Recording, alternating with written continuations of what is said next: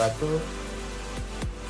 Saya Muhammad Khalil Aksa, NIM 90050121098. Saya selaku pemateri pertama akan membahas pengertian pasar bebas, ciri-ciri pasar bebas, dan pola kegiatan perekonomian pasar bebas. Yang pertama yaitu pengertian pasar bebas. Pasar bebas adalah perdagangan yang berfokus pada penjualan berdasarkan mekanisme penawaran dan permintaan tanpa melibatkan campur tangan pemerintah. Jadi, pengusaha memiliki kewenangan mutlak atas pengelolaan produksi dan harganya, serta bebas memilih siapa saja yang akan menjadi target penjualan mereka. Menurut David Ricardo, pasar bebas adalah perdagangan luar negeri antara beberapa negara secara bebas tanpa adanya hambatan dari pemerintah negara masing-masing. Menurut Adam Smith, pasar bebas adalah kegiatan jual beli yang bebas dan dilakukan sesuka hati sehingga mampu melahirkan persaingan ekonomi lebih luas tanpa campur tangan pemerintah.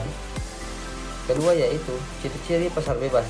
Adapun ciri-ciri pasar bebas adalah sebagai berikut. Yang pertama, semua sumber beserta alat produksi dapat bebas dimiliki dan diatur oleh semua pihak. Yang kedua, terdapat bagian kelas-kelas pekerja dan pemilik modal dalam sistem perekonomian. Persaingan ketat antar perusahaan demi mencapai keuntungan sebanyak mungkin. Keempat, campur tangan pemerintah dalam mekanisme pasar semakin dibatasi atau bahkan tidak ada sama sekali. Kelima, para produsen bebas menentukan harga dan target pasar mereka. Yang ketiga yaitu pola kegiatan perekonomian pasar bebas.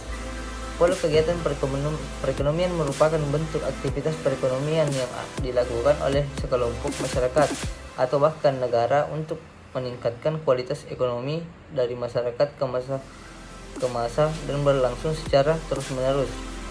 Pola tersebut akan selalu dipantau dari segi kelebihan dan kekurangan yang nantinya akan dijadikan acuan untuk dapat merancang pola kegiatan perekonomian yang lebih baik.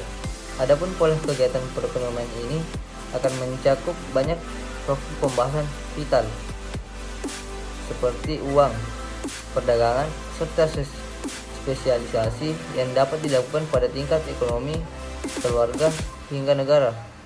Oleh karenanya, setiap pola kegiatan perekonomian akan berbeda tergantung pelaku kegiatan ekonomi itu sendiri. Terkhusus untuk negara, pada pola kegiatan perekonomian ini akan sangat terlihat dari kebijakan moneter yang dilakukan, bagaimana sistem manajemen keuangan, sirkulasi aliran pendapatan, serta mekanisme pasar yang diatur oleh pemerintah. Oleh sebab itu, negara akan terus mengadakan informasi moneter untuk membuat pola kegiatan perekonomian yang baik demi kemakmuran bersama. Dalam analisis ekonomi yang didapati pada masa ini, sistem ekonomi seperti yang diterangkan oleh Adam Smith dinamakan ekonomi pasar bebas. Dalam sistem ekonomi ini, kegiatan-kegiatan dalam perekonomian sepenuhnya diatur oleh mekanisme pasar yang invisible hand. Interaksi di antara penjual dan pembeli di pasar atau dalam kurung pasar barang dan produksi akan menentukan corak produksi nasional yang akan diwujudkan dan caranya produksi nasional tersebut akan dihasilkan. Invisible hand atau tangan gaib merupakan suatu istilah yang diungkapkan oleh Adam Smith. Di dalam istilah tersebut, Adam Smith berpendapat bahwa kegiatan dalam perekonomian tidak perlu diatur oleh pemerintah, dan apabila setiap individu dalam masyarakat diberi kebebasan untuk melakukan kegiatan ekonomi yang mereka inginkan, maka akan mewujudkan pertumbuhan ekonomi yang teguh. Menurut Adam Smith, pemerintah mempunyai peranan yang terbatas pada penyediaan dan pengembangan infrastruktur dan menjalankan administrasi pemerintah. Apabila pemerintah terlalu ikut campur dalam kegiatan ekonomi, maka akan semakin mengurangi efisiensi kegiatan ekonomi.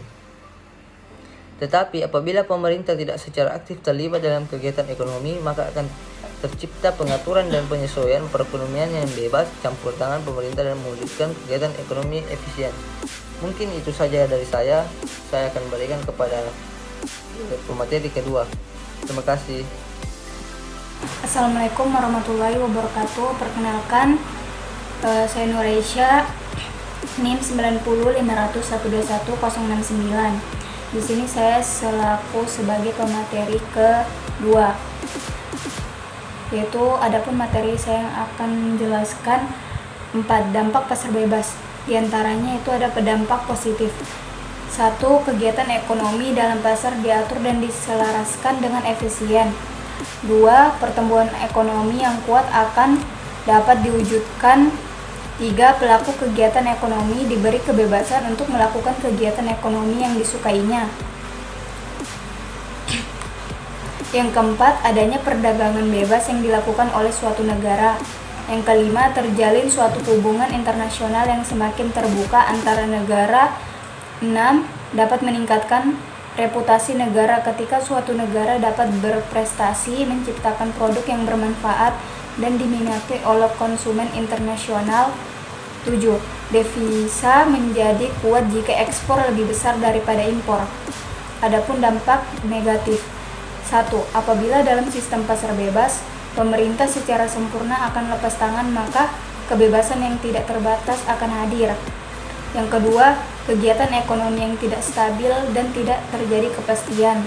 Yang ketiga, sistem mekanisme pasar bebas akan memunculkan kekuatan monopoli yang dapat menimbulkan kerugian bagi semua pihak, kecuali pihak yang melakukan monopoli. 4. Dalam menyediakan beberapa jenis barang secara bersamaan, mekanisme pasar bebas tidak dapat melakukan secara efisien. Yang kelima, kegiatan konsumen dan produsen akan menimbulkan eksternalitas yang dapat berupa akibat yang baik ataupun buruk tapi tetap merugikan. 6.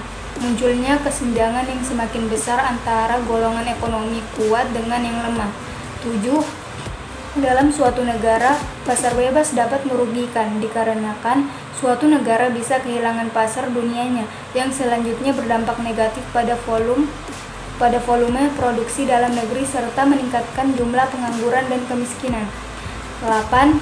Pada dunia impor, kerugiannya adalah peningkatan impor yang tidak dapat dicegah karena daya saing yang rendah dari produk-produk serupa buatan dalam negeri. 9. Larinya investor dikarenakan sumber daya manusia dan etos kerja dalam negeri lemah dan devisa yang habis karena lebih banyak produk impor daripada ekspor. 10. Adanya ketidaksetaraan distribusi pendapatan. Selanjutnya, materi mengenai bentuk campur tangan pemerintah.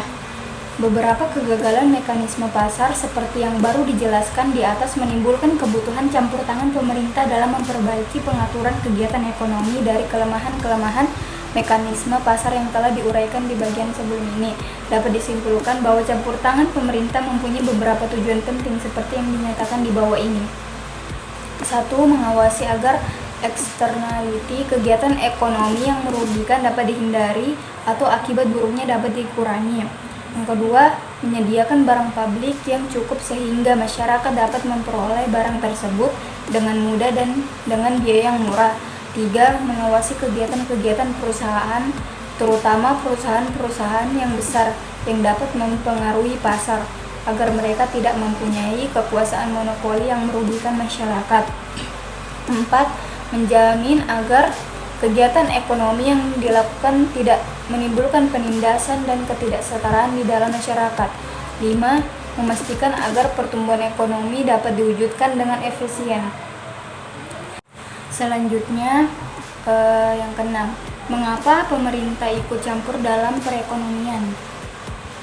Menurut Adam Smith, pasar adalah tempat mengorganisir perekonomian yang paling baik, sehingga campur tangan pemerintah tidak diperlukan. Namun dalam kenyataannya, ada yang namanya kegagalan pasar, di mana pasar tidak lagi berfungsi karena gagal dalam mendistribusikan barang dan jasa. Contoh sekarang, harga beras dan cabai bahkan gula menjadi mahal karena pasar gagal mendistribusikan beras, cabai, dan gula tersebut di wilayah lokal, sehingga menyebabkan kelangkaan atau suatu wilayah harus mencari cabai di wilayah lain yang mengakibatkan harga cabai naik. Jika mengingat tentang hukum permintaan, ketika permintaan tinggi namun barang yang ditawarkan sedikit, maka otomatis harga naik. Maka dari itu, solusi dari pemerintah adalah dengan pemberdayaan petani beras, cabai, dan gula lokal, mempermudah distribusinya atau kebijakan impor agar kelangkaan dapat ditanggulangi dan pasar kembali ke titik keseimbangannya. Mungkin sekian itu saja materi kelompok kami. Bila ada kurangnya kami mohon maaf. Wassalamualaikum warahmatullahi wabarakatuh.